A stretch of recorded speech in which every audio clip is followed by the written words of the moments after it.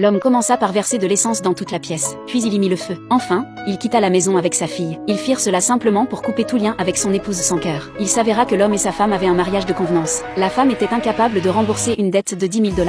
L'homme accepta de l'aider à la rembourser, à condition qu'elle l'épouse et lui donne un enfant. Après le mariage, la femme méprisa toujours l'homme, parce qu'elle croyait qu'il avait brisé sa relation avec son ex-petite amie. Ainsi, elle refusa d'allaiter leur fille. Elle interdit même à sa fille de l'appeler « maman ». Pendant 5 ans, elle ne célébra aucun anniversaire avec sa fille. À la place, elle allait fêter celui de la fille de son ex-petite amie. L'homme espérait que le temps changerait le cœur de sa femme. Mais avec le temps, le dégoût de la femme envers l'homme et leur fille s'accentua. Un jour, la fille obtint 99 à un examen. Elle voulut inviter sa mère à manger avec elle. La femme, impatiente, dit que ce n'était pas glorieux de ne pas avoir 100. En apprenant que la fille de l'ex-petite amie avait eu 60, la femme la félicita aussitôt. Et elle décida de l'emmener au parc d'attractions. Ce traitement inégal rendit la fillette très triste. Même en faisant de son mieux, elle ne pouvait obtenir l'amour de sa mère. L'homme comprit que ce mariage raté ne devait pas impliquer leur fille. Il décida de partir avec elle. La fille écrivit 3 cartes de pardon. Elle décida de donner encore 3 chances à sa mère. Une fois les 3 cartes utilisées, elle quitterait la maison pour de bon. Le lendemain, la femme appela et demanda à l'homme de préparer un grand repas. Alors que l'homme allait lui demander pourquoi, elle raccrocha. La fille pensa que sa mère voulait dîner avec eux. Heureux,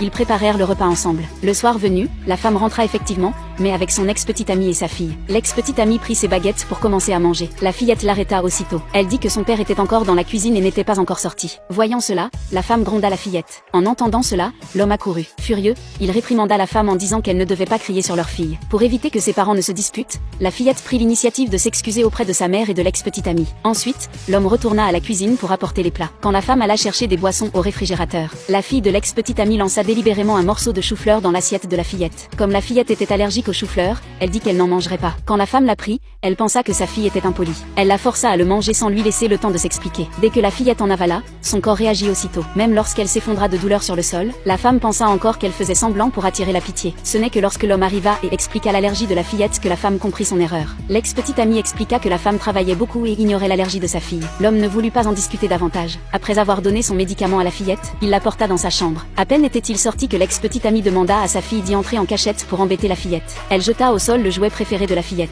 C'était le seul cadeau que sa mère lui avait offert. Bientôt, la chambre fut sens dessus dessous. En entendant les pleurs de la fille de l'ex-petite amie, la femme accourut et gronda immédiatement la fillette. Sachant que la fille de l'ex-petite amie aimait cette chambre, elle chassa le père et la fille de la maison. La fillette, triste, déchira une carte de pardon. Il ne restait plus que 2 chances à sa mère. Si elles étaient utilisées, elle partirait pour toujours. Le lendemain matin, la fillette utilisa son argent de poche pour acheter un fauteuil de massage à sa mère, car elle avait remarqué que son cou lui faisait mal à cause du travail. Pendant que l'homme alla acheter du thé au lait pour sa fille, la femme et l'ex-petite amie allèrent au centre commercial. Ils comptaient acheter de nouveaux vêtements pour la fille de l'ex-petite amie. Voyant la fillette seule à l'entrée du magasin, la femme lui proposa aussi de choisir une tenue. Sinon, l'homme l'accuserait encore de favoriser la fille de son ex. L'ex-petite amie remit discrètement une boîte